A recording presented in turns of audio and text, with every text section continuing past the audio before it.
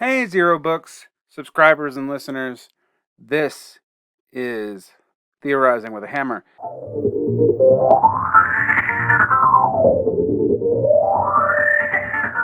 And this week, we're going to talk about something a little basic. Instead of doing the normal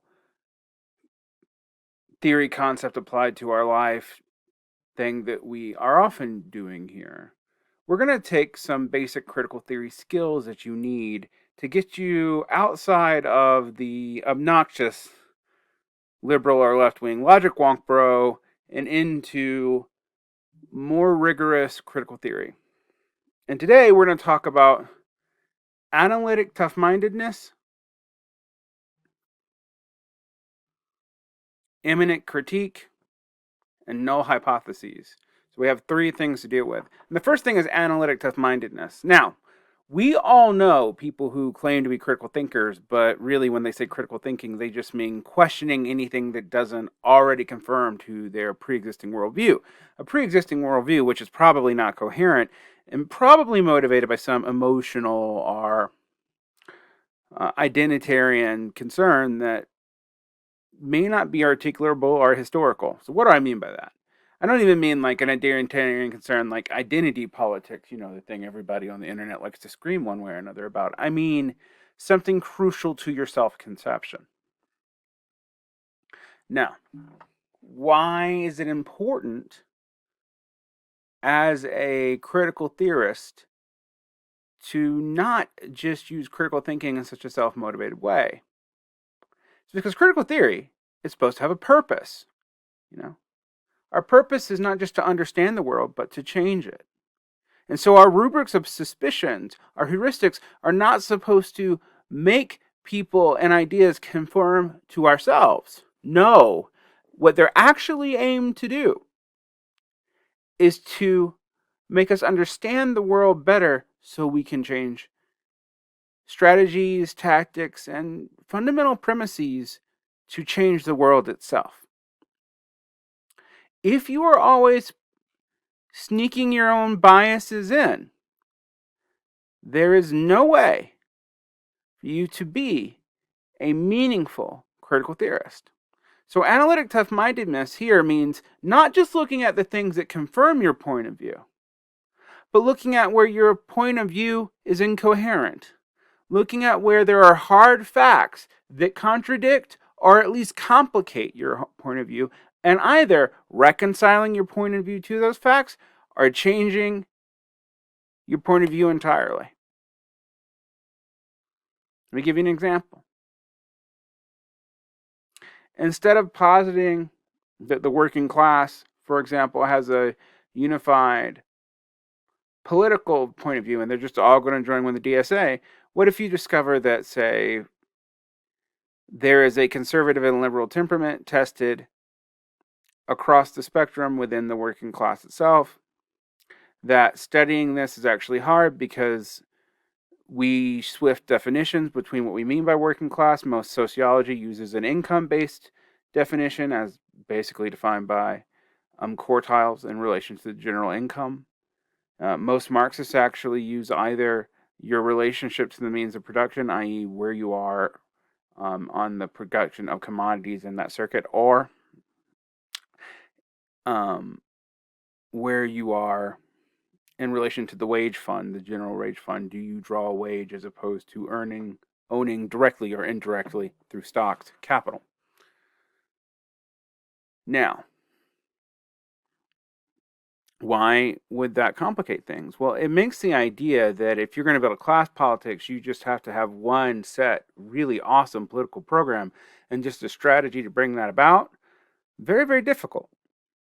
Because if there are a range of temperaments that strategy has not adjusted for, and there are a range of political motivational and political motivations and sectional interests that strategy has not adjusted for, you're basically selling a grift, as the charge is off on the internet these as the charge is off on the internet these days. And you're probably drinking your own Kool-Aid. So there are two checks really to start building up analytical tough-mindedness. One is epistemic humility. Two is actually ideological empathy in the outsider test. All right. Now, epistemic humility is just the belief that you could be wrong and remembering that at all times. Any prediction you make must be provisional. It is always wise to hedge your bets. And that is not rewarded in our current social media or media landscape. The more wrong you are as a pundit, the more novel you will be, the more attention you will get.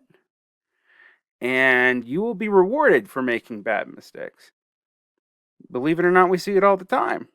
Just think about how many pundits you've seen be consistently wrong and pay no price for it. All right? That is because novelty seeking increases clicks. But that doesn't help us change the world unless we're factoring that into our own cynical point of view. Epistemic humility means realizing that even our priors, our prior assumptions can be wrong. Or our understandings of our key ideas can be wrong. I mean, one of the main hosts of this channel and the publisher for Zero Books, Douglas Lane, always calls himself a wannabe Marxist. Because knowing what Marx thought and knowing what Marxism is as a historical corpus is not something one can just adopt an easy set of propositions and do, particularly given the various ways that historical corpus has deviated over time in relationship to changes in the world, both geopolitically, economically, etc. So you always want to give yourself the space to say either that you don't understand the theories and stuff you're working with, or that even if you do, that you don't understand all the inputs that need to go in them. So that's epistemic humility. But the second part, what we call the ideological empathy, is being able to have a theory of mind rigorous enough that you can imagine what another point of view says charitably, not to strawman them, but to steelman them. And not just to steelman them for the sake of winning the argument, but to steelman them to make sure you understand the best version of that argument and worldview that you can. That's very important. Why is it so important? Because even if you are engaged with ideological or political enemies, you need to be able to see not only where they're coming from, but what they're going to be able to do next, and being able to put yourself in their mindset, both, in a consistent set of mind with their ideology, and realizing that most people aren't consistent with their ideology. The way it would likely go is going to be very, very important. Lastly, I said the outsider test. How convincing would you find an argument if you made it to an outsider?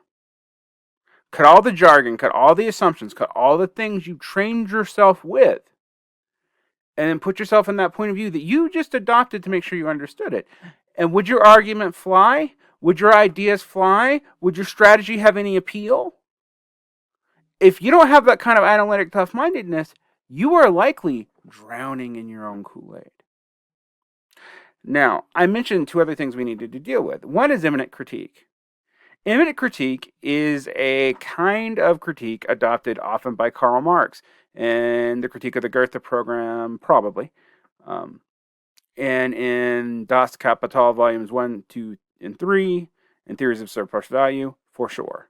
An imminent critique means that you adopt the premises of your opponent and work out all the logic as best you can, even charitably fixing categorical mistakes they may make, to see if their ideas about their own conclusions hold any weight. Now, you will notice, to do that, you have to go back to having 1, epistemic humility, 2, ideological empathy, and 3, you need to be able to adopt that outsider test. Right? If you can't even figure out the outsider test, there's no way you can go through the logic of someone else's argument and show where it's flawed or not. Now, you and I both know internet, that you don't win debates merely off logic, right? You also have to have a theory of mind about the emotional reason or the identity reason, okay, and I keep on talking about identity here, why someone would hold a position. What part of themselves would cause them to hold that position? But you don't argue against that. That's basically well poisoning. It turns people away. It makes them retrench. You only bring that up, really, when you're trying to make a friend-enemy, neutral distinction. I don't like the friend-enemy binary because there's actually more than that. But you have to figure out where someone is in relation to your own agenda. Then, yes, you bring up why they might believe something. But you need to be able to understand it. That's also a part of analytic tough-mindedness. Why would a person hold a set of beliefs? What are their class backgrounds? What are their traumas? What is their immediate interest? What section of the population they work to? What are the material conditions that are limiting their own expression, etc. and so forth? Don't think of this as some kind of Marxist phrase word like false consciousness. Put yourself in there and try to figure out why someone's immediate interest and identity concerns would lead them to believe something. Particularly if it seems like it doesn't fit with what you would think someone would believe for that class. If you hear someone say it's against their self-interest, you need to figure out why instead of writing it off so simply. But imminent critique is about the logic. So if you can adopt someone else's point of view, walk through their own logic with them and show where there are holes that you can't easily fix, it is probably a better standard than trying to debate someone who has completely different axiomatic or baseline assumptions for you. There's no way you can really do much about someone who has a completely different viewpoint about the world. Right? I can't argue with someone who thinks that blood sacrifice is necessary to raise the elder gods, that is not necessary because I don't think blood sacrifice is ever relevant and the elder gods don't exist. All right? So if you can't even adopt that framework, there's no need to even have the argument because you're just going to be yelling at each other. Maybe you can have the argument to demonstrate it for other people, to cut people from side to side, but even that's questionable because sometimes what you're doing is spreading a bad argument and appealing to someone else's identitarian interests that they can just adopt. And lastly, and the hardest thing to do, but it relates to epistemic humility, to be a properly rigorous analytic thinker.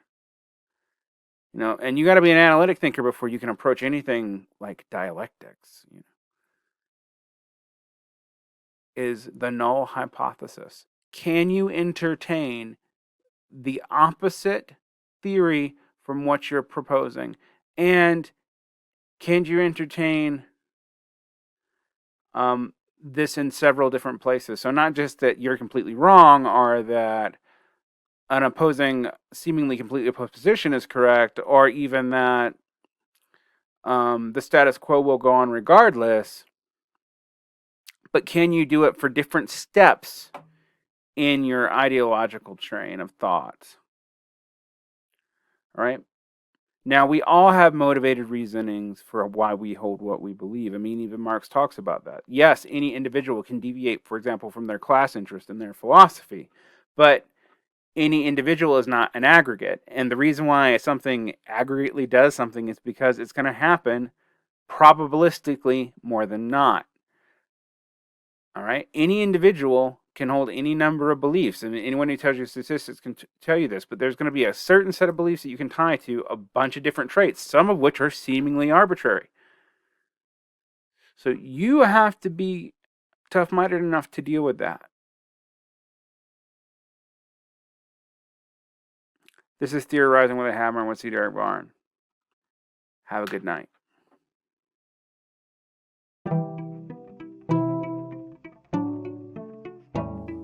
Thanks for watching this Zero Books video. If you enjoyed it, subscribe to this channel and click on the notifications bell so that you'll be alerted whenever we release a new video.